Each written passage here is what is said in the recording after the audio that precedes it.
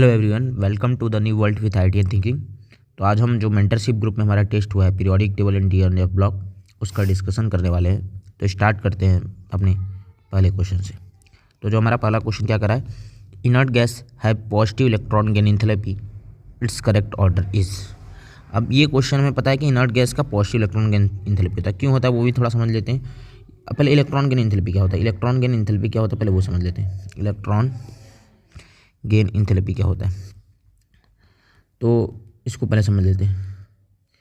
तो बोला जाता है कि आइसोलेटेड गैसेस एटम, कोई ए एटम मान लेते हैं, एक आइसोलेटेड गैसेस, आइसोलेटेड मतलब अकेला होना चाहिए, गैसेस होना चाहिए, और अगर इसमें एक इलेक्ट्रॉन गेन एंथैल्पी, इसको एक और नाम से जानते हैं इलेक्ट्रॉन एफिनिटी। एफिनिटी मतलब चाहत, इसको इलेक्ट्रॉन की चाहत है। अब इलेक्ट्रॉन ले रहा है तो इलेक्ट्रॉन लेने के बाद क्या स्टेबल हो रहा है, अगर ए माइनस, अगर ये स्टेबल होगा, अगर ये स्टेबल होगा तो क्या होगा, एनर्जी, जब भी स्टेबिलिटी आएगी एनर्जी रिलीज होगी, डेल्टा एच आएगा निगेटिव। डेल्टा एच क्या आएगा, निगेटिव। तो कोई भी एटम है वो इलेक्ट्रॉन क्यों लेना चाहेगा, वो स्टेबिलिटी के लिए लेना चाहेगा। अगर स्टेबल होगा तो एनर्जी रिलीज करेगा, अगर वो स्टेबल नहीं होगा, अनस्टेबल हो जाएगा तो एनर्जी क्या होगा, रिलीज नहीं होगी, एनर्जी देनी पड़ेगी।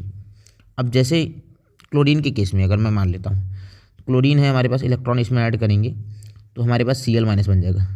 तो यहाँ पर क्लोरीन के पास 17 इलेक्ट्रॉन है, और एक इलेक्ट्रॉन लेने पर बहुत ज़्यादा ही स्टेबल हो जाएगा, और स्टेबल होगा तो इसका डेल्टा एच क्या आ जाएगा, नेगेटिव, एनर्जी रिलीज होगी। ये प्रोसेस हमारा एक्सोथर्मिक होगा। तो बोला जाता है कि जनरली हमारे पास क्या होगा, इलेक्ट्रॉन गेन एंथैल्पी नेगेटिव होगा, मतलब हमारा ये अच्छा है, बोला जाता है कि अच्छा है। नेगेटिव में इसका मैग्नीट्यूड बढ़ना चाहिए, ठीक है। कॉन्सेप्ट क्या कहता है कि यदि कोई एटम, मान लेते हैं दो एटम है, एटम ए और एटम बी, और जिसका डेल्टा एच ज़्यादा निगेटिव आएगा, डेल्टा एच जी मतलब डेल्टा एच ज़्यादा निगेटिव आएगा, वो इलेक्ट्रॉन गेन एंथैल्पी को ही बोलते हैं जो एनर्जी। तो मान लेते हैं एक का आया -100, एक का आया -200 किलो जूल पर मोल। तो हम बी को मानेंगे कि बी की इलेक्ट्रॉन गेन एंथैल्पी ज़्यादा है, तो मतलब निगेटिव साइन के साथ की बात करते हैं। इसमें किसकी बात करते हैं, निगेटिव साइन के साथ की बात करेंगे। ये नहीं कि निगेटिव में ज़्यादा है तो वैल्यू कम हो जाएगा, ऐसे नहीं बोलते हैं। जो जितना ज़्यादा एनर्जी रिलीज करेगा वो उतना ज़्यादा स्टेबल होगा, और उसकी इलेक्ट्रॉन गेन एंथैल्पी उतनी ज़्यादा मानी जाएगी, ठीक है। अगर पूरे पीरियोडिक टेबल में बात करें तो क्लोरीन की सबसे ज़्यादा होती है इलेक्ट्रॉन गेन एंथैल्पी। आई होप आपको ये समझ में आ गया होगा। अब आते हैं इस क्वेश्चन पे, इनर्ट गैस है पॉजिटिव इलेक्ट्रॉन गेन एंथैल्पी। तो ये क्वेश्चन हम एनसीईआरटी के डाटा से ही कर पाएंगे, क्योंकि थोड़ा एक्सेप्शनल बिहेवियर है, थोड़ा सा समझना ही पड़ेगा। तो अगर मैं बात करूँ कि ऑर्डर की, तो ऑर्डर हमें पता होना चाहिए कि यहाँ पर लोगों को लग सकता है कि टॉप टू बॉटम जाने पर, कुछ लोग रट लेते हैं कि टॉप टू बॉटम जाने पर इलेक्ट्रॉन गेन एंथैल्पी घटेगा, ठीक है, इस तरह से। और हमें पता है पॉजिटिव, अच्छा इसका पॉजिटिव इलेक्ट्रॉन गेन एंथैल्पी क्यों बोला गया इनर्ट गैस का, तो आप समझ रहे होंगे कि इनर्ट गैस पहले से ही स्टेबल है। कोई भी इनर्ट गैस है, इनर्ट गैस अगर वो पहले से ही स्टेबल है तो इलेक्ट्रॉन लेना तो आसान नहीं होगा। लेकिन अगर तुम उसको ज़बरदस्ती इलेक्ट्रॉन दोगे तो तुम्हें बाहर से एनर्जी देनी पड़ेगी। जितना ज़्यादा वो स्टेबल नहीं होगा उतना ज़्यादा तुमने एनर्जी खर्च कर दी यहाँ पर इलेक्ट्रॉन देकर, ठीक है। तो ओवरऑल जो डेल्टा है जिसके लिए आएगा वो पॉजिटिव आएगा, क्योंकि तुमने एनर्जी दी है, इलेक्ट्रॉन ऐड करने के लिए एनर्जी दी है।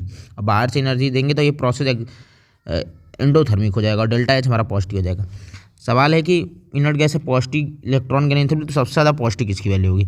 अब इसको एनसीईआरटी के डाटा ही सॉल्व कर पाएंगे। अगर हम एनसीईआरटी के डाटा का यूज करते हैं तो हीलियम, नियॉन, क्या है हमारे पास, ऑर्गन है नहीं ऑप्शन ना, तो ऑर्गन नहीं तो ऑर्गन को छोड़ देते हैं। हमारे पास क्रिप्टॉन और जेनॉन है, तो इसकी वैल्यूज़ को देख लेते हैं, इसको वैल्यूज़ को थोड़ा देख लिया करके जाए। अगर हम वैल्यूज़ को देखें तो हीलियम की वैल्यू जो इलेक्ट्रॉन गेन एंथैल्पी होती है, ये एलिमेंट है हमारा, ये हमारा electron gain enthalpy delta H G, तो इसकी वैल्यू जो होती है प्लस का 48, ठीक है। इसकी वैल्यू होती है प्लस का 116 किलो जूल पर, प्लस का 96 और प्लस का 77। अब यहाँ तो ठीक है, यहाँ तो बस वही देखेंगे पॉजिटिव वैल्यू सबसे ज़्यादा जिसकी होगी वही ऑर्डर हो जाएगा। यहाँ निगेटिव वैल्यू में देखते हैं कि कौन जितना ज़्यादा होगा उतना अच्छा होगा। उसी तरह यहाँ पॉजिटिव में जितना ज़्यादा होगा तो वही उसकी इलेक्ट्रॉन गेन एंथैल्पी का पॉजिटिव ऑर्डर बताना है। तो वही हो जाएगा, सबसे ज़्यादा हो जाएगा नियॉन, क्रिप्टन, नियॉन के बाद क्रिप्टन, फिर हमारा जेनॉन, और लास्ट में हमारा हीलियम आ जाएगा। तो ये नियॉन बहुत ज़्यादा हुआ करता है। अब ये एक्सपेरिमेंटल ही है, इसके लिए हम कुछ नहीं कर सकते, तो ये बहुत ज़्यादा इसके लिए लॉजिक नहीं काम करेगा। बस ये है कि इलेक्ट्रॉन गेन एंथैल्पी यहाँ पर सबसे ज़्यादा होगा। तो ऑर्डर याद होना चाहिए एनसीईआरटी से। और ऑप्शन हमारे लिए यहाँ कौन सा ऑप्शन हो जाएगा, नियॉन, क्रिप्टन, जेनॉन, हीलियम, ठीक है। तो ऑप्शन हमारा सी हो जाएगा, ऑप्शन हमारा सी हो जाएगा। आई होप आपको ये कॉन्सेप्ट भी समझ में आ गया होगा इलेक्ट्रॉन गैन एंथैल्पी का। नेक्स्ट क्वेश्चन हमारा बॉन्ड डिसोसिएशन एनर्जी का क्वेश्चन कह रहा है the bond dissociation energy of highest is highest for. तो बॉन्ड डिसोसिएशन एनर्जी हाईएस्ट किसके लिए होगा, मतलब बॉन्ड को तोड़ने के लिए एनर्जी कितनी हाईएस्ट सबसे ज़्यादा होगी। तो इसके लिए जो हमारा आंसर होता है वो होता है, ऑर्डर अगर हमें याद हो तो ये होता है Cl2Br2F2I2, Cl2Br2F2I2। ठीक है। अब लोगों को डाउट ये लग सकता है कि हमारे पास I2 का तो ठीक है कम है, ये F2 का क्या हो गया है। हाँ, तो क्यों ज़्यादा होता है, मतलब आयोडीन का तो सबसे कम होता है, वो समझ में आ रहा है क्योंकि साइज फैक्टर काम करता है। लेकिन जो हमारा क्लोरीन का होता है वो फ्लोरीन का क्यों कम हो जाता है, क्योंकि साइज छोटा है तो बॉन्ड डिसोसिएशन एनर्जी ज़्यादा होनी चाहिए। लेकिन यहाँ पर एक कॉन्सेप्ट होता है कि जो फ्लोरीन में होता है इलेक्ट्रॉन पेयर रिपल्सन ज़्यादा होता है और उससे हमारा क्या होता है, वो हमारा मॉलिक्यूल थोड़ा अनस्टेबल होता है, तो कम ही बॉन्ड डिसोसिएशन एनर्जी में वो ब्रेक हो जाता है। तो ऑर्डर इसीलिए Cl2Br2F2I2 होगा। हाईएस्ट पूछा है तो ऑप्शन क्या हो जाएगा, Cl2। ठीक है। नेक्स्ट क्वेश्चन हमारा ब्लॉक केमिस्ट्री का क्वेश्चन है, मतलब इसमें पीरियोडिक टेबल से रिलेटेड है। हमें एटॉमिक नंबर दे दिया गया है और हमें बताना है कौन से ब्लॉक का एलिमेंट है। तो थोड़ा सा अगर हमें गैस करके भी इस क्वेश्चन को कर सकते हैं। जैसे 37 है तो 37 कैसे आता है, अगर हम याद कर पाएँ पीरियोडिक टेबल को थोड़ा एनालाइज कर पाएँ तो हाइड्रोजन 1 होता है, लिथियम एल्कली मेटल से देख लेते हैं तो लिथियम 1 होता है, 3 लिथियम 3 होता है, सोडियम 11, पोटेशियम 19 और फिर हमारे पास रुबीडियम क्या आ जाता है 37। तो रुबीडियम 37 आ गया तो रुबीडियम हमारा एस ब्लॉक होता है, ये पता है 1s1, इसका जनरल NS1 जनरल कॉन्फ़िगरेशन होता है। तो रुबीडियम हमारा ये 37 वाला एस ब्लॉक आ जाएगा। तो 37 मतलब ए का आ जाएगा 4th। अब जैसे ए का 4th आया 2 ऑप्शन पहले करिए, बस हमें बी जो आपको इसमें जो आसान लगे वो देख लो, क्योंकि सबके अलग अलग ऑप्शन है। बाकी हम लोग जो ऑप्शन बस ऑप्शन से एलिमिनेट कर देंगे। तो अगर किसी को लगे कि मेरे लिए ये आसान है तो वो कर ले, उसको कोई इशू है नहीं। ठीक है। अब जैसे 52 है, 52 अगर हम बात करें तो ऑक्सीजन वाले फैमिली से अगर हम देखें O सल्फर सेलेनियम टेलुरियम, तो इसका होता है 8 8 16 18, इसमें ऐड करें 34 और टेलुरियम का 52, तो ये टेलुरियम हमारा होता है 52। तो 52 का टेलुरियम, और टेलुरियम हमारा क्या होता है पी ब्लॉक, NH2NP4 इसका जनरल इलेक्ट्रॉनिक कॉन्फ़िगरेशन होता है, पी ब्लॉक है। तो 52 का फर्स्ट मतलब सी का आ जाएगा फर्स्ट, सी का जैसे फर्स्ट है ऑप्शन हो गया डी, मतलब हो जाएगा बी का सेकेंड। 78 हमें पता है ये कि 70 ये सब 70 वाले जितने भी होते हैं वो सब एफ ब्लॉक होते हैं, और 65 वाला हमारा डी ब्लॉक हो जाएगा। ठीक है। अगर हम 78 की बात करें, सी का हम लोगों ने क्या किया, सी का हम लोगों ने फर्स्ट किया ना, सी का फर्स्ट किया है, और डी का हम लोगों ने क्या कर दिया, सॉरी अगर हमने कुछ मिस कर दिया क्या, फिर से एक बार देख लेते हैं। 37 का एस ब्लॉक ए का 4th हो गया, इन लोगों ने 52 निकाला, 52 क्या है सी, और सी का हमारे पास क्या है, सी का हमारे पास है, सी का हम लोगों ने क्या किया फर्स्ट किया। 78 हमारा प्लेटिनम होता है जी, 78 हमारा प्लेटिनम होता है, और वो हमारा अब 78 बी का सेकंड, और हमारे पास डी का क्या आ जाएगा थर्ड। 65 एफ ब्लॉक होता है, 65 एफ ब्लॉक होता है, 65 हमारा टर्बियम होता है, और 78 हमारा प्लेटिनम होता है। ये हमारा रुबीडियम हो गया था और ये हमारा टेलुरियम हो गया था। तो इससे हम लोगों ने तो सी फर्स्ट किया और ए 4th किया, तब से हमारा ये ऑप्शन एलिमिनेट हो चुका था, तो डी ऑप्शन हो जाएगा थर्ड का। ये नहीं होगा, 71 इज़ नॉट ए ब्लॉक, यहाँ 65 ए ब्लॉक होगा और 78 is A D block element platinum होता है। याद करो कि अगर आपको याद हो जिंक कैडमियम मरकरी, तो मरकरी हमारा 80 होता है, और हमें पता है मरकरी है निकल पैलेडियम प्लेटिनम, तो प्लेटिनम और हमारा ये होता है प्लेटिनम होगा, और प्लेटिनम गोल्ड ये होता है मरकरी। तो 78 79 80 आता है, इससे आप याद कर सकते थे। नेक्स्ट क्वेश्चन हमारा साइज का है। तो देखो ये जब भी आइसो इलेक्ट्रॉनिक स्पीसीज, अगर ध्यान से देखो तो सारे के सारे आइसो इलेक्ट्रॉनिक स्पीसीज हैं, और जब भी आइसो इलेक्ट्रॉनिक स्पीसीज है तो इस कॉन्सेप्ट को याद कर लेना कि for iso electronic species negative charge जितना ज़्यादा होगा उतना ज़्यादा साइज बढ़ेगा, और पॉजिटिव चार्ज जितना ज़्यादा होगा उतना साइज घटेगा। तो सब में भी अगर ध्यान से देखो तो सबके बाद 18 इलेक्ट्रॉन है। अब निगेटिव चार्ज सल्फाइड आयन सबसे ज़्यादा हो जाएगा, फिर क्लोराइड आयन और कैल्शियम सबसे लास्ट में आ जाएगा। तो ऑप्शन हमारा क्या हो जाएगा? ऑप्शन हमारा डी हो जाएगा। इसके लिए ऑप्शन हमारा क्या हो जाएगा? डी हो जाएगा। नेक्स्ट क्वेश्चन हमारा क्या करा है? क्वेश्चन करा given below are two statement, one is labelled as assertion and other is labelled as reason. Assertion दिया हुआ है, रीजन दिया हुआ है। तो पहले ये बोल रहा है कि the first ionisation enthalpy of 3D series element is more than that of the group 2 metals. क्या स्टेटमेंट सही है? तो ये स्टेटमेंट हमारा जो है, ये हमारा अगर हम बात करें तो 3D सीरीज का एलिमेंट जो होता है ग्रुप 2 मेटल से हमारे पास आयनाइजेशन एनर्जी क्या होता है अगर हम बात करें तो ये कम हुआ करता है। ठीक है, ये ज़्यादा नहीं हुआ करता है, क्योंकि अगर आप देखोगे, अगर आप डाटा से देखोगे तो डाटा में वैल्यूज़ कम हुई है। जो हमारा स्कैंडियम से मैग्नीज की तरफ जाएंगे, हालांकि iron cobalt nickel copper zinc की तरफ बढ़ेगी, लेकिन यहाँ तक कम होगी। तो ये स्टेटमेंट सारे के लिए तो नहीं सही है, कुछ ज़्यादा होंगे लेकिन कम भी होंगे, तो ये स्टेटमेंट हमारा गलत हो जाएगा। तो ये स्टेटमेंट हमारा गलत है। और ये statement in 3D series of the element successive filling of d orbital takes place. हाँ, इलेक्ट्रॉन तो डी ऑर्बिटल में इलेक्ट्रॉन प्लेस होगा, इसीलिए आयनाइजेशन एनर्जी धीरे धीरे जाकर बढ़ने लगती है स्कैंडियम से जिंक की तरफ जाते जाते। लेकिन ये तो इलेक्ट्रॉन भरने से ही एनर्जी बढ़ेगी, लेकिन सारे की ज़्यादा नहीं होगी। तो पहला स्टेटमेंट गलत है, लेकिन दूसरा स्टेटमेंट सही है। तो assertion is false but R is true but correct explanation की बात ही नहीं करेंगे, क्योंकि स्टेटमेंट ही गलत हो गया। तो ऑप्शन हमारा क्या हो जाएगा?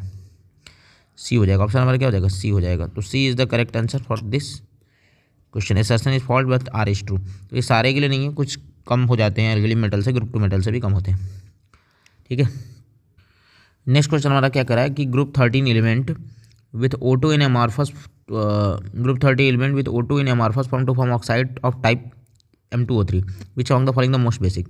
अगर ग्रुप 30 एलिमेंट की बात करें तो यही होता है ना, बैगन आलू गाजर इन थैला।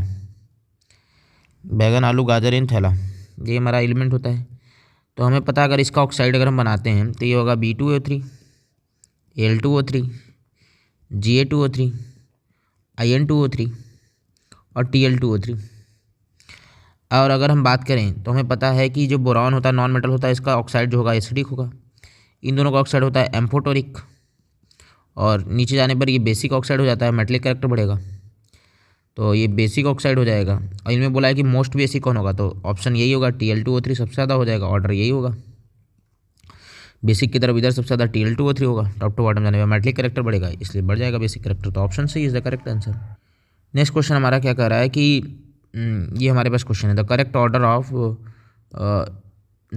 Of the metallic character is. Metallic character, ये तो क्वेश्चन बहुत आसान होता है। इस तरह क्वेश्चन को हमेशा याद रखना है कि टॉप टू बॉटम जाने, कॉन्सेप्ट ये कहता है कि टॉप टू बॉटम जाने पर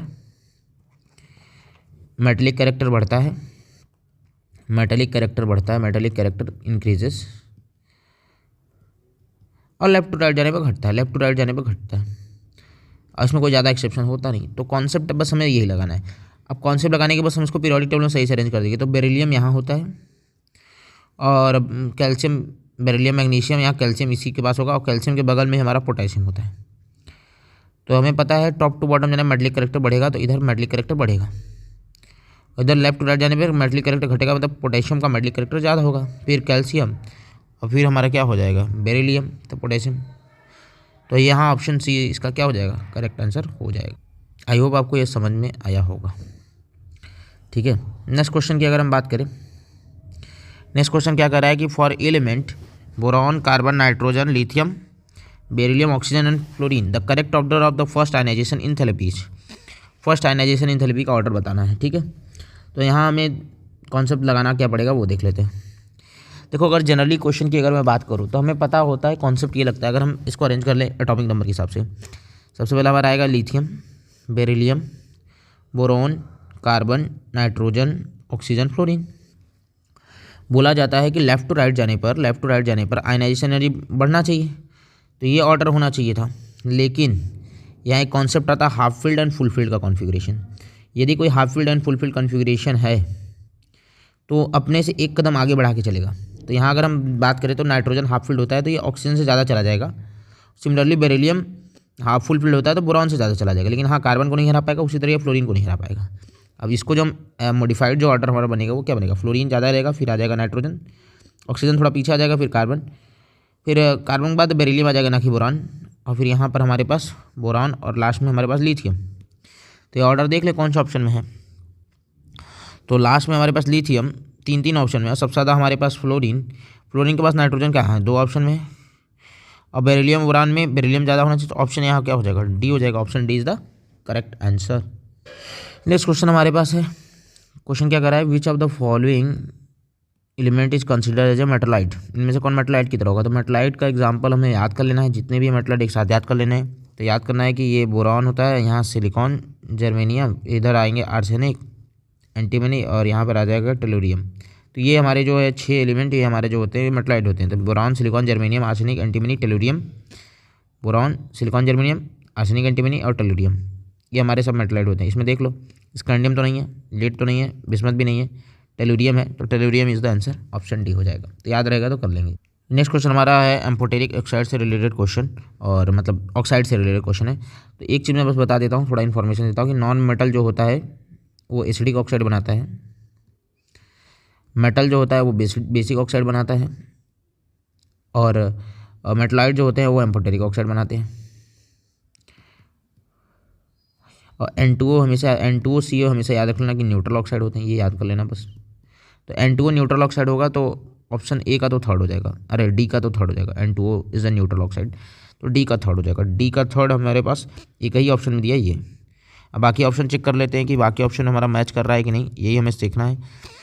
तो अगर हम बाकी ऑप्शन को देखें, ए का फोर्थ, हाँ क्लोरीन नॉन मेटल है तो एसिडिक बनाएगा, ए का फोर्थ सही है, ए का फोर्थ सही है। बी का सेकेंड, हाँ Na2O मेटल है, बेसिक बनाएगा, ठीक है। Al2O3, सी का फर्स्ट, सी का हाँ ये मेटलाइड है, मतलब एल्युमिनियम दोनों करेक्ट रखता है, मेटलाइड नहीं बोल सकते कि एसिड और बेस दोनों के साथ रिएक्शन करता है। तो ऐसे ऑक्साइड जो एसिड और बेस दोनों के साथ रिएक्शन करें उसको हम क्या बोलेंगे, मेटल क्या बोल देंगे, एम्फोटेरिक ऑक्साइड बनाएगा, एम्फोटेरिक ऑक्साइड। तो ऑप्शन हमारा क्या हो जाएगा, B is the correct answer.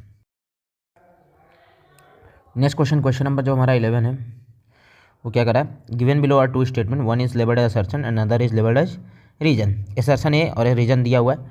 क्या जब ये रीजन का क्वेश्चन है तो बिकॉज लगा के पढ़ेंगे तो थोड़ा आसान हो जाएगा। असर्शन क्या कहता है, the first ionisation enthalpy for oxygen is lower than that of the nitrogen. कह रहा है जो first ionization energy of oxygen है वो लोअर होगा आयनाइजेशन एनर्जी ऑफ नाइट्रोजन। ये बात सही है, और हमें पता है क्यों होता है कि अगर इसका इलेक्ट्रॉन देखें तो 1s2 2s2 2p4, इसका 1s2 2s2 2p3। ज़्यादा क्यों होता है, क्योंकि half filled configuration is the main reason. Half filled configuration होगा तो इलेक्ट्रॉन को निकालना टफ होगा। बोलते हैं हाफ फील्ड पार्शियल फील्ड से ये पार्शियल फील्ड है। अगर यहाँ हम देखेंगे तो 2 1 3 1 4, यहाँ 1 2 3, ठीक है। ये तो रीजन दिया गया है। अब रीजन देखते हैं क्या दिया गया, ये तो असर्शन का कॉन्सेप्ट हो गया। रीजन मुझे पता है कि हाफ फील्ड कॉन्फ़िगरेशन, क्या यही दिया रीजन, नहीं। रीजन में क्या बोला है, the 4 electron in the 2p orbital of oxygen experience more electron repulsion. बोला जा रहा है कि इलेक्ट्रॉन रिपल्सन कारण ऐसा हो रहा है। नहीं, ऐसा होगा तो फ्लोरीन में और ज़्यादा इलेक्ट्रॉन रिपल्सन होगा, ठीक है। आयनाइजेशन एनर्जी तो हमें पता है कि इलेक्ट्रॉन बढ़ने से जेड इफेक्टिव बढ़ेगा और आयनाइजेशन एनर्जी बढ़ जाएगी, ठीक है। तो ऐसा तो हो नहीं रहा है, ठीक है। तो कहने का मतलब जो इसका मेन रीजन होता है वो हाफ फील्ड होगा। तो ये स्टेटमेंट तो सही है कि इसमें रिपल्सन ज़्यादा होगा, क्योंकि इलेक्ट्रॉन रिपल्सन यहाँ नहीं होगा क्योंकि सब में एक इलेक्ट्रॉन है। ये स्टेटमेंट सही है। The 4 electron in 2p orbital of oxygen experience more electron repulsion तो होगा, लेकिन क्या इसका रीजन करेक्ट है, असर्शन भी करेक्ट है, लेकिन इसका करेक्ट एक्सप्लेनेशन है। करेक्ट एक्सप्लेनेशन क्या होता है, हाफ फील्ड कन्फिगरेशन। तो both A and R are correct, but R is not the correct explanation of the A assertion. I hope आपको समझ में आया होगा। नेक्स्ट क्वेश्चन, ये क्वेश्चन हमें करना हो तो कैसे करेंगे, देखो IPAC nomenclature of electronic configuration दिया है। तो पहले हमें रेडॉन का एटॉमिक नंबर पता चलता है 86 होता है। 14 जोड़ेंगे तो 100 हो जाएगा, 1 और 2 जोड़ देंगे तो क्या हो जाएगा, 103 हो जाएगा। और 103 के लिए 1 के लिए लिखते हैं अन, 0 के लिखते हैं नील, 3 के लिखते हैं ट्राई, और IUM जोड़ देते हैं तो अनिल ट्राइयम क्या हो जाएगा, ऑप्शन डी हो जाएगा इसका answer. Option D is the correct answer. Next question हमारा क्या कह रहा है कि which of the following pair of molecule contain odd electron molecule and an expanded octet molecule. तो ऑड इलेक्ट्रॉन मॉलिक्यूल ढूंढना है और एक्सपेंडेड ऑक्टेट मॉलिक्यूल ढूंढना है। तो ऑड इलेक्ट्रॉन मॉलिक्यूल अगर हम बात करें तो देख लेते हैं ऑड इलेक्ट्रॉन मॉलिक्यूल कौन सा है। तो BCl3 तो ऑड नहीं होगा, काउंट करेंगे नहीं, SF6 भी ऑड नहीं होगा, तो ये ऑप्शन पहला ऑप्शन कट गया। NO हमारा ऑड इलेक्ट्रॉन होगा क्योंकि यहाँ 8 7 15 इलेक्ट्रॉन होगा, और H2SO4 भी एक्सपेंडेड ऑक्टेट होगा, क्योंकि यहाँ पर सल्फर के पास अगर हम देखें तो टोटल हमारे पास बॉन्ड 6 बने हुए, तो एक्सपेंडेड ऑक्टेट हो जाएगा 12 इलेक्ट्रॉन के कारण, तो 6 बॉन्ड बने हुए टोटल, तो ये एक्सपेंडेड ऑक्टेट का कॉन्सेप्ट है। हाँ, तो ये हमारा आंसर हो सकता है। बाकी देख लेते हैं, ये ऑड नहीं है, ये भी ऑड नहीं है, तो क्या ये ऑड है, लेकिन ये हमारा क्या है, ये हमारा डिफिशियंट है, एक्सपेंडेड ऑक्टेट नहीं है, ये हमारा ऑक्टेट इनकम्प्लीट टाइप का 6 इलेक्ट्रॉन है। तो ऑप्शन हमारा क्या हो जाएगा, B is the correct answer. Next question हमारा क्या कह रहा है, नेक्स्ट क्वेश्चन हमारा कह रहा है the set of the element that differ in a mutual relationship for those of the other sets. ठीक है, हमें म्यूचुअल रिलेशनशिप का कॉन्सेप्ट लगाना है। तो कौन इसके साथ म्यूचुअल, तो म्यूचुअल बाई डायगोनल रिलेशनशिप थोड़ा होता है, तो याद करो, हम इसको लिख लेते हैं लिथियम बेरिलियम बोरॉन लिख लेते हैं, और मैग्नीशियम बोरॉन एल्युमिनियम और सिलिकॉन कार्बन सिलिकॉन, इस तरह से। तो हमें पता है लिथियम का रिलेशनशिप मैग्नीशियम के साथ, बेरिलियम का एल्युमिनियम के साथ और बोरॉन का सिलिकॉन के साथ होता है। रीजन क्या होता है कि वहाँ जो चार्ज डेंसिटी होता है Q/R का रेशियो ऑलमोस्ट सेम आता है। अब देख लो कौन सा नहीं है, लिथियम मैग्नीशियम के साथ पहला तो डायगोनल रिलेशनशिप रख ही रहा है, और दूसरा बोरॉन सिलिकॉन के साथ भी रख रहा है। बेरिलियम लिथियम सोडियम के साथ नहीं होगा, क्योंकि सोडियम के साथ नहीं, मैग्नीशियम के साथ डायगोनल रिलेशनशिप जिसे म्यूचुअल रिलेशनशिप भी बोलते हैं, तो वो शो करेगा नहीं। तो ऑप्शन हो जाएगा D is the correct answer. कौन नहीं डिफर कर रहा है, तो ऑप्शन डी इज डिफर कर रहा है डायगोनल रिलेशनशिप म्यूचुअल रिलेशनशिप से। नेक्स्ट क्वेश्चन हमारा क्या कर रहा है, बोला है the first ionization energy of magnesium is smaller as compare to that of the element X and Y. Element X और वाई से जो मैग्नीशियम की आयनाइजेशन एनर्जी कम है, but higher than that of the Z, the element X Y and Z respectively are. और थोड़ा हमें दिमाग लगाना पड़ेगा, बोल रहा है कि जो मैग्नीशियम है उसकी आयनाइजेशन एनर्जी कम है, एलिमेंट एक्स से भी कम है और एलिमेंट वाई से भी कम है, लेकिन मैग्नीशियम जो है वो ज़्यादा है एलिमेंट जेड से। तो हमें तीन ऐसे एलिमेंट ढूंढने हैं जिनकी मैग्नीशियम मतलब दो ज़्यादा हो और तीसरा वाला कम हो। अब देख लेते हैं, तो अब रिस्पेक्टिवली बताना है, तो ऐसा हमें पहला तो काम क्या करना है, इस ऑप्शन को एलिमिनेट कैसे करेंगे। हमें जेड एलिमेंट ढूंढना है जो मैग्नीशियम से ज़्यादा एनर्जी रख रहा होगा। तो अगर हम बात करें, अरे मैग्नीशियम उससे ज़्यादा एनर्जी रख रहा होगा, तो ये ऑप्शन तो एलिमिनेट हो जाएगा। क्यों? क्योंकि क्लोरीन की ज़्यादा होती है, मैग्नीशियम सेमी पीरियड के हैं, क्लोरीन की हमारे पास आयनाइजेशन एनर्जी ज़्यादा होगी मैग्नीशियम से। ठीक है, क्योंकि क्लोरीन बस एल्युमिनियम को मैग्नीशियम केवल एल्युमिनियम को हरा पाता है, क्लोरीन को नहीं हरा पाएगा। तो ये तो क्लोरीन तो ये गलत हो गया, क्योंकि जेड यही है, एक्स वाई जेड इसी ऑर्डर में दिया हुआ है, तो ये हमारा ऑप्शन एलिमिनेट हो गया। अब बाकी देखते हैं, ये हमारा एलिमिनेट हो गया। अब देखते हैं सेकंड, बोल रहा है कि जो हमारा सेकंड वाई एलिमेंट है वो भी क्या होना चाहिए, वो ज़्यादा होना चाहिए मैग्नीशियम से। क्या लिथियम मैग्नीशियम से ज़्यादा होगा आयनाइजेशन एनर्जी के मामले में? क्या lithium is more ionization energy than magnesium? हाँ, देखते हैं। अगर हम बात करें लिथियम और मैग्नीशियम की, तो अगर हम बात करें तो मैग्नीशियम की जो आयनाइजेशन एनर्जी होती है वो ज़्यादा होती है लिथियम से। वही हाफ फील्ड वाला कन्फिगरेशन, आपको लग रहा होगा कि साइज बढ़ जाएगा तो घट जाएगा, लेकिन याद रखना ये डायगोनल रिलेशनशिप भी शो करता है, और यहाँ पर पाया जाता है कि थोड़ी सी ज़्यादा होती है मैग्नीशियम की आयनाइजेशन एनर्जी लिथियम से। अब इससे पता चला कि जो अगर मैग्नीशियम लिथियम कम है तो वाई तो हमारा हो नहीं सकता लिथियम, तो ये ऑप्शन कट गया। हाँ, ये भी कट गया, क्लोरीन ही होगा। बाकी आर्गन तो ज़्यादा होता ही, आर्गन तो ज़्यादा होता ही, तो ऑप्शन सी हमारा क्या हो जाएगा, ऑप्शन सी हमारा करेक्ट आंसर हो जाएगा। थोड़ा माइंड लगाना था क्वेश्चन सॉल्व करने के लिए। अच्छे से अगर आप अप्रोच करते ऑप्शन एलिमिनेट करके तो कर सकते थे इस क्वेश्चन।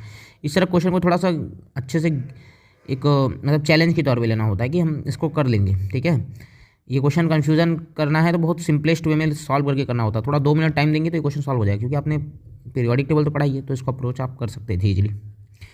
नेक्स्ट क्वेश्चन जो हमारा है वो क्वेश्चन क्या कर रहा है, वो क्वेश्चन हमारा ये कर रहा है identify the element in which electronic configuration is +3 oxidation instead of argon 3d5।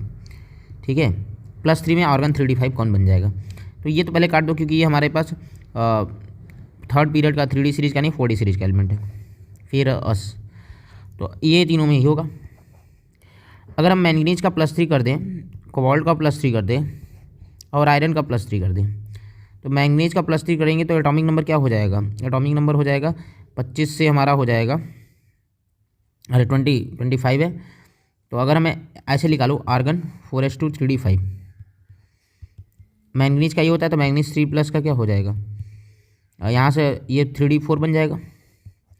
Cobalt होता है आर्गन 4s2 3d7, तो 3 यहाँ से निकालेंगे तो ये आ जाएगा 2, 3d6 बन जाएगा। और ये आर्गन 4s2 3d6, हाँ ये 3d5 बन जाएगा। 3 बार इलेक्ट्रॉन निकालेंगे, 2 यहाँ से निकलेगा, 1 यहाँ से, तो 3d5 भी बन जाएगा।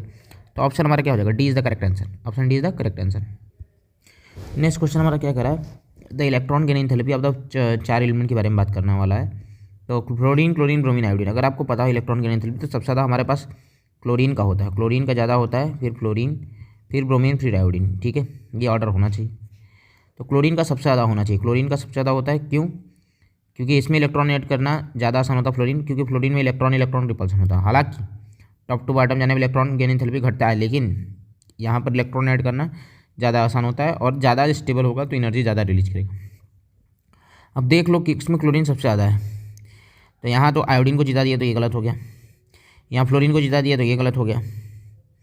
यहाँ ब्रोमीन को जिता गया है सबसे ज़्यादा, तो ये गलत हो गया। सबसे ज़्यादा यहाँ क्लोरीन को जिताया, तो यहाँ इसको, फिर फ्लोरीन, फिर ब्रोमीन, फिर आयोडीन। तो ऑप्शन हमारा क्या हो जाएगा, सी हो जाएगा। जिसको ऑर्डर पता है वो फिर इसको अरेंज कर लेगा आराम से। नेक्स्ट क्वेश्चन हमारा क्या कह रहा है, बोला है कि 5 successive ionization enthalpy of the element are this this this this and this. अच्छा, इसको ऑब्जर्व करो अगर थोड़ा सा, अगर आप देखो तो 800 से 2400, फिर 3600, फिर 25,000, मतलब बहुत ज़्यादा हो जा रहा है, यहाँ पर बहुत ज़्यादा हो जा रहा है। ठीक है, तो इसमें डाटा से एनालाइज करना होगा कि नंबर ऑफ वैलेंस इलेक्ट्रॉन कितने होंगे। तो वैलेंस इलेक्ट्रॉन जहाँ ख़त्म होंगे, ठीक है, वहाँ से अचानक से सडन जंप, तो यहाँ सडन जंप, इसको बोलते हैं सडन जंप, सडन जंप होना। और सडन जंप कब हो रहा है, जब तुम बढ़ेगा, ये तो पता है, लेकिन सडन जंप हुआ मतलब तीसरे से चौथे इलेक्ट्रॉन निकलने के लिए जो थर्ड आयनाइजेशन एनर्जी है एंड फोर्थ आयनाइजेशन एनर्जी का डिफरेंस बहुत ज़्यादा है। मतलब कहने के बाद थर्ड इलेक्ट्रॉन निकलने के बाद वो मॉलिक्यूल बहुत स्टेबल हो जा रहा है। स्टेबल हो जा रहा है मतलब उसका मोस्ट स्टेबल ऑक्सीडेशन स्टेट वही होगा और वही उसकी वैलेंसी होगी। तो और उसके बाद फोर्थ निकालने में उसको जाहिर सी बात है स्टेबल कन्फिग्रेशन से निकालना पड़ेगा। उसको अगर स्टेबल कन्फिग्रेशन से निकालना पड़ रहा है, इसका मतलब आप समझ ही रहोगे कि वैलेंस इलेक्ट्रॉन उसके पास कितने हो रहे होंगे, 3 रहे होंगे, कि फोर्थ इलेक्ट्रॉन निकालने के लिए बहुत ज़्यादा एनर्जी चाहिए होगी। तो ऑप्शन क्या हो जाएगा, सी हो जाएगा। बस यही माइंड लगाना था। नेक्स्ट क्वेश्चन हमारा पॉलिंग इलेक्ट्रोनिगेटिविटी का सवाल है, बहुत सिंपल है। पॉलिंग इलेक्ट्रोनिगेटिविटी कुछ है नहीं, बस केवल नॉर्मल इलेक्ट्रोनिगेटिविटी से ही कर लेंगे। कुछ अब कॉन्सेप्ट क्या लगाना है, कॉन्सेप्ट ये लगाना है, देखो इलेक्ट्रोनिगेटिविटी में कोई ज़्यादा कुछ एक्सेप्शन होता ही नहीं। कॉन्सेप्ट क्या कहता है कि लेफ्ट टू राइट जाने पर इलेक्ट्रोनिगेटिविटी बढ़ती है और टॉप टू बॉटम जाने पर इलेक्ट्रोनिगेटिविटी घटती है। अब बस आपको पीरियोडिक टेबल में अरेंज करना ही आना चाहिए। अब बताओ इनमें से बोला है कि कौन सा करेक्ट ऑप्शन है। तो अगर आप याद करो ओ से टीपो, तो सेलेनियम और टेलुरियम में यहाँ इसका अरेंजमेंट ये होगा, तो सेलेनियम ज़्यादा होगा या tellurium, selenium is greater than tellurium, तो ये गलत हो गया। अब ये आ जाते हैं गैलियम और जर्मेनियम कहाँ कहाँ होगा। तो अगर हम याद करें कार्बन सिलिकॉन जर्मेनियम और बैगन आलू गाजर से गैलियम। अब गैलियम और जर्मेनियम में आप बताओ कौन ज़्यादा होगा, तो जर्मेनियम ज़्यादा होगा और जर्मेनियम दिया भी है, तो ये सही है। बाकी देख लेते हैं एल्युमिनियम और सिलिकॉन, एल्युमिनियम यहाँ होगा और सिलिकॉन यहाँ होगा, तो इलेक्ट्रोनिगेटिविटी तो सिलिकॉन की ज़्यादा होगी ना लेफ्ट टू राइट जाने पर, तो यहाँ एल्युमिनियम की ये गलत हो गया। फास्फोरस सल्फर में फास्फोरस यहाँ सल्फर यहाँ, तो सल्फर राइट में है तो इसकी ज़्यादा होगी, ये भी गलत। तो ऑप्शन क्या हो जाएगा, B is the correct answer. तो इलेक्ट्रोनिगेटिविटी में बस ये सिंपल रूल लगाना है। आई होप आपको ये समझ में आया होगा। नेक्स्ट हमारा क्वेश्चन क्या कह रहा है, क्वेश्चन ये कह रहा है कि in general the property that increase and in decrease down A group in the periodic table, मतलब हम डाउन जा रहे हैं तो कौन सी प्रॉपर्टी, पहली प्रॉपर्टी जो डिक्रीज करनी चाहिए और दूसरी प्रॉपर्टी इंक्रीज करनी चाहिए। तो बताओ एटॉमिक रेडियस डिक्रीज कर जाता है, नहीं ये बात गलत हो गया। और इलेक्ट्रोनिगेटिविटी इंक्रीज कर जाता है, ये भी गलत है। इलेक्ट्रॉन गेन एंथैल्पी डिक्रीज करता है, ये बात सही है। और इलेक्ट्रोनिगेटिविटी इंक्रीज करता है, गलत है। इलेक्ट्रोनिगेटिविटी डिक्रीज करता है, हाँ ये बात सही है, इलेक्ट्रोनिगेटिविटी डिक्रीज करता है। एटॉमिक रेडियस इंक्रीज करता है, हाँ ये बात भी सही है, ये ऑप्शन ही सही होगा। बाकी देख लेते हैं, इलेक्ट्रोनिगेटिविटी डिक्रीज करता सही है, इलेक्ट्रॉन गेन एंथैल्पी इंक्रीज करता नहीं, गलत है। तो ऑप्शन हमारा क्या हो जाएगा, C is the correct answer. Next हमारा क्वेश्चन क्या कह रहा है कि when the first electron gain enthalpy of oxygen is negative its second electron gain enthalpy. Second electron के बारे में क्या कर सकते हैं, तो देखो ये याद रखना कि इलेक्ट्रॉन ऐड कर दिया O- बन गया। अब इस O- में इलेक्ट्रॉन ऐड करना बहुत डिफिकल्ट है, बनने को तो बन जाएगा O-2, लेकिन बाहर से बहुत ज़्यादा एनर्जी देनी पड़ेगी क्योंकि इलेक्ट्रॉन रिपल्सन होगा। तो जो पहला प्रोसेस होगा एक्सोथर्मिक दिख रहा है, दूसरा एंडोथर्मिक हो जाएगा क्योंकि बाहर से एनर्जी देनी पड़ेगी। तो जो इलेक्ट्रॉन गेन एंथैल्पी आएगा वो पॉजिटिव वैल्यू आएगा, ऑप्शन डी पॉजिटिव वैल्यू आएगा, ठीक है, क्योंकि यहाँ पर रिपल्सन के कारण ऐसा होगा। इलेक्ट्रॉन ऐड करेगा नहीं, कि बोलेगा मैं नेगेटिव चार्ज हूँ, मैं इलेक्ट्रॉन ऐड नहीं करूँगा। अब ज़बरदस्ती ऐड करोगे तो एनर्जी देनी पड़ेगी और डेल्टा एच क्या हो जाएगा, पॉजिटिव हो जाएगा। नेक्स्ट क्वेश्चन हमारा क्या कह रहा है कि अगर हम बात करें इसकी, क्वेश्चन कह रहा है in the long form of the periodic table the valence shell electronic configuration दे दिया है करस्पॉन्ड टू द एलिमेंट। जब भी वैलेंस सेल इलेक्ट्रॉनिक कन्फिग्रेशन दे दिया है और यहाँ 5s2 5p4 जैसे लिखा तो हम समझ जाएंगे NH2NP4 ही होता है ये। और हमें पता है कि N ही यहाँ 5 होगा, मतलब हमारा पीरियड नंबर तो हमें पता चल गया, पीरियड इज़ 5। पीरियड नंबर तो हमें 5 तुरंत पता चल गया, पीरियड नंबर हमें 5 तुरंत पता चल गया। अब पीरियड नंबर 5 हो गया तो अब यही दो ऑप्शन हो सकते हैं। अब ग्रुप 16 हो गया 17, तो याद करो NH2NP4 किसका होता है, ऑक्सीजन फैमिली का होता है, और ऑक्सीजन फैमिली का ग्रुप नंबर होता है 16, तो ये 16 ग्रुप का है, तो ऑप्शन हमारा क्या हो जाएगा, ऑप्शन हमारा सी हो जाएगा। नेक्स्ट क्वेश्चन हमारा क्या कह रहा है, in which of the following element the sequence is not strictly, इनमें से कौन सा सीक्वेंस स्ट्रिक्टली नहीं है अकॉर्डिंग टू प्रॉपर्टी अगेंस्ट, ठीक है, कौन सा इसमें सही नहीं है ये हमें बताना है। तो पहला हमारे बात कर रहा है कि इंक्रीजिंग ऑक्सीडाइजिंग पावर, पहला हमारा बोल रहा है कि ये हमारे पास, अगर ध्यान से देखो तो सबका +4 ऑक्सीडेशन स्टेट है। अगर आपको याद हो कि क्या ऑक्सीडाइजिंग पावर के बेसिस पे ये है, तो ऑक्सीडाइजिंग पावर ऑक्सीडाइजिंग एजेंट से समझते हैं। ऑक्सीडाइजिंग एजेंट क्या करता है, दूसरों को ऑक्सीडाइज करेगा, खुद रिड्यूस होगा, तो ये दूसरों को ऑक्सीडाइज करेगा, खुद रिड्यूस होगा, तो कार्बन तो +4 में रहेगा, +2 तो जाएगा नहीं, लेकिन लेड जो होता है +4 से दूसरों को ऑक्सीडाइज करके अपने को +2 में जा सकता है। तो मतलब जो ये ऑर्डर दिया है वो क्या दिया हुआ है, सही दिया हुआ है। अब एच डी की स्ट्रेंथ भी आपको पता होगा कि HI ज़्यादा HD होगा, SBr HCl, ये भी सही है। आयनाइजेशन एंथैल्पी भी ऑक्सीजन से ज़्यादा नाइट्रोजन का होगा, फिर कार्बन बोरान, ये भी सही है। यही गलत है। अब कैसे गलत है, बेसिक स्ट्रेंथ बोल रहा है कि SbS3 का ज़्यादा होगा, आपको पता है टॉप टू बॉटम जाने पर यहाँ HD की स्ट्रेंथ बढ़ेगा। बेसिक अमोनिया तो अच्छा खासा बेसिक होता है ना, PS3 से तो कम होगा ही नहीं, कभी नहीं होगा। तो ऑप्शन हमारा बी ही क्या है, गलत है, और यही हमारा इसके सबसे सही ऑप्शन है, option B is the correct answer. Next question हमारा क्या कर रहा है कि द फॉर्मेशन ऑफ, क्वेश्चन हमारा ये कर रहा है the formation of oxide and O2- requires first an exothermic and then an endothermic step as shown is the बिलन। जो हमारा फर्स्ट स्टेप है वो क्या है, इंडोथर्मिक है, और सेकंड स्टेप हमारा क्या है, सेकंड स्टेप हमारा क्या है, अगर हम बात करें फर्स्ट एक्सोथर्मिक और दूसरा इंडोथर्मिक है, तो इसका रीजन क्या होगा। तो वही बात है कि जैसे अभी मैंने इस क्वेश्चन को किया था ऊपर, बस यहाँ डाटा के साथ दे दिया है कि जब अब इलेक्ट्रॉन ऐड करेंगे तो ऐड होना नहीं चाहिए, तो O- will tend to resist the addition of another electron, ये रेजिस्ट करेगा, और रेजिस्ट करने के कारण ही क्या होगा, हमें बाहर से एनर्जी देकर तब हम इलेक्ट्रॉन का एडिशन करा पाएंगे। तो O- will tend to resist the addition of another electron is the answer for this problem. तो इस कॉन्सेप्ट में हमें समझ में आ रहा होगा, O- will tend to resist the addition of another electron is the answer, क्योंकि हमें O2-, क्योंकि हमें पता है कि इलेक्ट्रॉन ऐड करने के लिए रेजिस्ट करेगा, तो इसीलिए हमारे पास आयनाइजेशन एनर्जी क्या हो जाएगा, मतलब इलेक्ट्रॉन का एंथैल्पी जो हमारे पास दिया हुआ है वो ऐड नहीं करना चाहेगा, तो option A is the correct answer हो जाएगा। नेक्स्ट क्वेश्चन हमारा क्या कर रहा है, following statement regarding the periodic table of chemical reactivity of the alkali metal and halogen are given, which of the following statement gives the correct picture, इनमें से कौन सा स्टेटमेंट करेक्ट पिक्चर देगा। अब स्टेटमेंट पढ़ेंगे तो समझ में आ जाएगा। स्टेटमेंट क्या कर रहा है, chemical reactivity increase with increase in the atomic number down the group in both the alkali metal and halogen, बोल रहा है chemical reactivity increase with atomic number down in group both the alkali metal and halogen, ठीक है। तो एक चीज़ याद रखना कि जो एल्कली मेटल होता है वहाँ पर क्या होगा, टॉप टू बॉटम जाने पर रिएक्टिविटी बढ़ेगी, लेकिन हैलोजन में डिक्रीज कर जाएगी, इंक्रीज इन एटॉमिक नंबर। तो इन एल्कली मेटल, तो देख लो कौन सा ऑप्शन, ऑप्शन बी ही होगा इसके लिए best answer. In alkali metal the reactivity of increases from down the group periodic table में, and it increases with increase in number and it decreases with increase in number atomic number down the group, ये हमारा option B is the correct answer हो जाएगा। आई hope आपको समझ में आ गया होगा। तो हम लोगों ने 25 क्वेश्चन जो भी हमारे इस टॉपिक के थे वो हम लोगों ने देख लिए। आई होप आपको ये सारे समझ में आ गए होंगे। अब हम स्टार्ट करते हैं अपने DNA ब्लॉक के क्वेश्चनों को। नेक्स्ट क्वेश्चन जो हमारा DNA ब्लॉक वाले में टॉपिक में से पहला क्वेश्चन है, करा है कि 2 स्टेटमेंट दिया गया है, स्टेटमेंट 1 और 2 के बारे में कमेंट करना है। तो in the lanthanide the formation of cerium +4 is favoured by in noble gas configuration, ये बात सही है। और cerium +4 is a strong oxidant reverting to the common +3 oxidation state. हाँ, +4 ऑक्सीडेशन स्टेट होता है, +3 में भी ये पाया जाएगा। तो ये दोनों स्टेटमेंट सही है। अगर हम सीरियम का इलेक्ट्रॉनिक कन्फिग्रेशन करें तो ये होता है जेनॉन 4f1 5d1 6s2। तो ये चारों इलेक्ट्रॉन निकल के एक नोबल गैस कन्फिग्रेशन आ जाएंगे, ठीक है। और ये हमारे +3 ऑक्सीडेशन स्टेट, जितने भी अब ब्लॉक एलिमेंट होंगे इसमें यही जो सीरियम होता है वही +4 ज़्यादा शो करता है, और एक अच्छा खासा ऑक्सीडाइजिंग एजेंट भी होता है। और +3 भी इसके पास शो करता है, तो +4 +3 इसका कॉमन ऑक्सीडेशन स्टेट है। तो रिवर्टिंग टू कॉमन +3 ये भी स्टेटमेंट सही है। तो both statement 1 and second are true. अब नेक्स्ट क्वेश्चन जो हमारा क्वेश्चन कह रहा है, in alkaline MnO4 oxidise I-। तो MnO4 I- को एल्कलाइन मीडियम में, जो एल्कलाइन मीडियम में वो IO3- आयोडेट आयन में कन्वर्ट करता है। तो ऑप्शन क्या हो जाएगा, डी हो जाएगा इसका करेक्ट आंसर।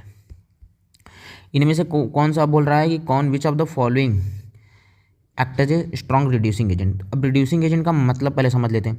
रिड्यूसिंग एजेंट का मीनिंग क्या होता है। रिड्यूसिंग एजेंट का अगर हम एफ ब्लॉक की बात करें तो generally +2 +3 oxidation state lanthanide series show करते हैं, सारे के सारे लेंथेनाइड ही हैं। अब रिड्यूसिंग एजेंट क्या होता है, जो दूसरों को रिड्यूस करे खुद ऑक्सीडाइजिंग एजेंट हो। Reduce other and self oxidize, यही कॉन्सेप्ट लगेगा। दूसरों को रिड्यूस करे और खुद ऑक्सीडाइज हो जाए। अब आप देख लो कि कौन दूसरे को रिड्यूस कर सकता है और खुद को ऑक्सीडाइज कर सकता है। अगर आप यहाँ देख पाओ तो आपको समझ में आ रहा होगा कि जो हमारे पास ये +3 में है, +3 में है, +4 में है। +4 वाला इससे ज़्यादा ऑक्सीडाइज नहीं होगा, ये ज़्यादातर +3 शो करते हैं। तो यूरोपियम के पास ये ऑप्शन क्या है कि ये दूसरों को रिड्यूस करके खुद को यूरोपियम 3+ में ले आए, क्योंकि एफ ब्लॉक +3 में अच्छा खासा स्टेबल होता है। तो यही होगा reducing agent, strongest reducing agent. Option C is the इसका क्या होना चाहिए, करेक्ट आंसर होगा। डायमैग्नेटिक लेंथेनाइड सर, अब इसका इलेक्ट्रॉनिक कन्फिग्रेशन आपको आइडिया होगा तभी आप इस क्वेश्चन को कर पाएंगे। वैसे अगर हम बात कर लेते हैं कि अगर हम बात करें इलेक्ट्रॉनिक कन्फिग्रेशन, या तो सबसे देखो जब भी ये आए क्वेश्चन डायमैग्नेटिक लेंथेनाइड्स, तो याद रखना या तो एकदम स्टार्टिंग वाला होगा या तो एकदम लास्ट वाला होगा। अभी यूरोपियम तो नहीं हो सकता क्योंकि यूरोपियम बीच में आता है, तो ये वाले ऑप्शंस तो हमारे क्या हो जाएंगे, कट जाएंगे। हाँ, अब बात करते हैं सेरियम और लेंथेनम और एनडी भी हमारा बीच में आएगा, तो ये भी कट जाएगा। हमारे पास ये बचेगा सेरियम लेंथेनम। अब सेरियम +4 में और लेंथेनम +3 में हमारे पास होगा कन्फिग्रेशन, क्योंकि अगर हम सेरियम का कन्फिग्रेशन निकालें, सेरियम का तो जेनॉन 4f1 5d1 6s2, और लेंथेनम का निकालेंगे तो जेनॉन 4f0 5d1 6s2। और इसको +3 कर देंगे तो ये सारे के सारे +4 इसको कर देंगे 0 0 0 सब बन जाएंगे, तो ये हमारा डायमैग्नेटिक हो जाएगा। और ये भी हमारा +3 कर देंगे ये +4 में, और ये +3 कर देंगे तो ये जेनॉन, ये बाकी 4f0 5d0 6s0 बन जाएगा। तो याद रखना जब भी डायमैग्नेटिक लेंथेनाइड का कॉन्सेप्ट आए तो मैक्सिमम टाइम ढूंढना क्या है, एकदम स्टार्टिंग और एकदम लास्ट वाला। यहाँ तो दोनों स्टार्टिंग वाले ही है लेंथेनम, ठीक है। याद करने का तरीका भी होता है, इस तरह से होता है।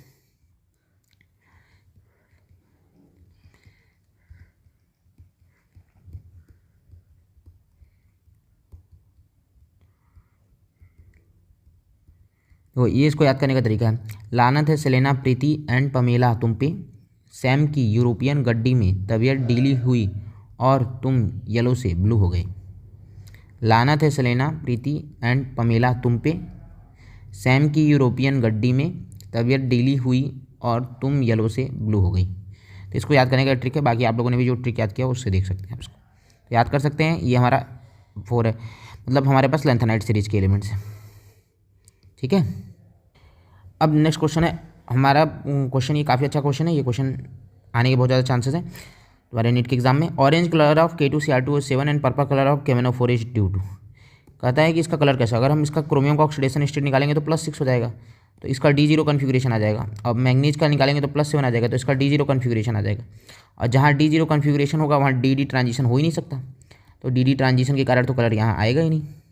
यहाँ जो कलर आता है वो आता है लिगेंड मेटल चार्ज ट्रांसफ़र। जो लिगेंड होता है ये मेटल को चार्ज ट्रांसफ़र करता है, तो दोनों में जो रिवीजन होता है LMCT, ligand metal charge transfer. अब देख लो किसमें DD ट्रांजिशन जहाँ जहाँ दिख रहा है वो तो हटा दो, चार्ज ट्रांसफर इन बोथ, हाँ दोनों में। तो जब भी एलिमेंट D0 ऑक्सीडेशन स्टेट में होगा तो वहाँ पर सबसे ज़्यादा चार्ज ट्रांसफर का ही कॉन्सेप्ट आएगा, तो ऑप्शन ये हमारा क्या हो जाएगा, करेक्ट आंसर हो जाएगा। नेक्स्ट क्वेश्चन हमारा क्या कह रहा है, क्वेश्चन हमारा ये कह रहा है कि अब इसमें क्वेश्चन क्या कह रहा है कि A and B are formed in the reaction are, निकालना है, ये रिएक्शन है। अब जिसको इस रिएक्शन के बारे में आइडिया होगा वो कर लेगा। तो ये याद रखना कि ये हमारे पास Na2CrO4 बनाने का तरीका होता है। ये Na2A जो होता है ये NO2CrO4 बनाने का तरीका होता है, सोडियम क्रोमेट Na2CrO4, ठीक है। तो A Na2CrO4 तो एक ही ऑप्शन है, और जो भी हमारा होगा वो CrO5 बनता है। तो रिएक्शन याद होगा तो तुरंत कर लेंगे, ये मेमोरी बेस्ड क्वेश्चन है, याद होगा तभी हो पाएगा। नेक्स्ट क्वेश्चन हमारा क्या कर रहा है, नेक्स्ट क्वेश्चन हमारा कह रहा है कि alkaline oxidative fusion of MnO2 gives A, which on electrolytic oxidation alkaline medium produces B, A and B respectively are। तो याद रखना कि जब MnO2 को अल्कलाइन मतलब बेसिक कंडीशन में ऑक्सीडाइज करते हैं, तो बनता है MnO4-2। एक होता है, ये होता है मैंगनेट, एक होता है परमैंगनेट। तो मैंगनेट बन जाएगा और फिर विच ऑन इलेक्ट्रोलाइटिक, अब इसी को इलेक्ट्रोलाइटिक अगर ऑक्सीडेशन कर देंगे तो इलेक्ट्रोलाइटिक ऑक्सीडेशन करने पर ये बन जाता है MnO4-। ठीक है, इलेक्ट्रोलाइटिक ऑक्सीडेशन करने पर, ऑक्सीडेशन मतलब loss of electron, electron loss करके MnO4- बन जाएगा। तो ऑप्शन हमारा क्या हो जाएगा बी, MnO4-2 बनेगा। पहले हमें बस मैंगनेट बनेगा, फिर परमैंगनेट बन जाएगा। तो MnO4-2 एंड MnO4-। नेक्स्ट कह रहा है कि which of the following compound so D transition. तो डी ट्रांजिशन होने के लिए डी में इलेक्ट्रॉन होने चाहिए। देख लेते हैं, यहाँ अगर ऑक्सीडेशन स्टेट निकालेंगे तो कॉपर का +2 आएगा, यहाँ क्रोमियम का +6 आएगा, यहाँ क्रोमियम का +6 आएगा और यहाँ मैग्नीज का +7 आएगा। तो सब के सब ये D0 और यहाँ कन्फिग्रेशन निकालेंगे तो D9। अब D9 होगा तो डी ट्रांजिशन के कारण कलर यही शो करेगा। तो ऑप्शन हमारा क्या हो जाएगा ए। तो हमारे जब कॉपर सल्फेट 5H2 का कलर जो ब्लू होता है उसका रीजन क्या होता है, D transition is the reason. ठीक है, आई होप आपको ये समझ में आया होगा। नेक्स्ट क्वेश्चन की अगर हम बात करें, नेक्स्ट क्वेश्चन क्या कर रहा है कि थर्ड आयनाइजेशन एंथैल्पी किसका ज़्यादा होगा। तो अभी हम इस तरह का सेम क्वेश्चन हम लोगों ने किया था पीरियोडिक टेबल से रिलेटेड, हालांकि डी ब्लॉक का भी क्वेश्चन माना जा सकता है। तो थर्ड आयनाइजेशन एंथैल्पी किसका ज़्यादा होगा। तो थर्ड आयनाइजेशन एंथैल्पी अब हम निकालना पड़ेगा। वहाँ पर हम लोगों ने थोड़ा ऑक्सीडेशन स्टेट वाला क्वेश्चन किया था, ये थोड़ा अलग क्वेश्चन है। ठीक है, तो थर्ड आयनाइजेशन एंथैल्पी जब भी क्वेश्चन इसका निकालना होगा तो हमें क्या करना होगा, इसको +2 बना के इलेक्ट्रॉन निकालना होगा। तो क्रोमियम +2 बना लेंगे, Mn+2 बना लेंगे, वेनेडियम +2 बना लेंगे और Fe2+ बना लेंगे। और जिसमें स्टेबल कन्फिग्रेशन आएगा उसी में सडन जंप होगा और थर्ड आयनाइजेशन एंथैल्पी सबसे ज़्यादा हो जाएगी, हाईएस्ट। तो क्रोमियम +2 का अगर कन्फिग्रेशन निकालेंगे, क्रोमियम का होगा 4s1 3d5, तो ये हमारे पास हो जाएगा 4s0 3d4 और ये हमारा हो जाएगा 4s0 3d5। ये होगा 4s2 3d3, तो 2 निकालेंगे तो 3d3 आ जाएगा। और 4s2 3d6 2 इलेक्ट्रॉन निकालेंगे तो 3d6 आ जाएगा। तो देखोगे सबसे ज़्यादा यही होगा मैंगनीज वाला। क्यों? क्योंकि अब ये स्टेबल कन्फिग्रेशन बन गया है, हाफ फील्ड कन्फिग्रेशन बन गया और इससे इलेक्ट्रॉन निकालना सबसे टफ होगा। तो आयनाइजेशन एनर्जी मैंगनीज की थर्ड आयनाइजेशन एनर्जी बाकी सबसे ज़्यादा हो जाएगी। तो जब भी क्वेश्चन आए थर्ड आयनाइजेशन का 2 इलेक्ट्रॉन निकालने के बाद देख लेंगे किसका कन्फिग्रेशन स्टेबल है। जिसका कन्फिग्रेशन स्टेबल होगा उसकी आयनाइजेशन एनर्जी भी ज़्यादा हुआ करेगी।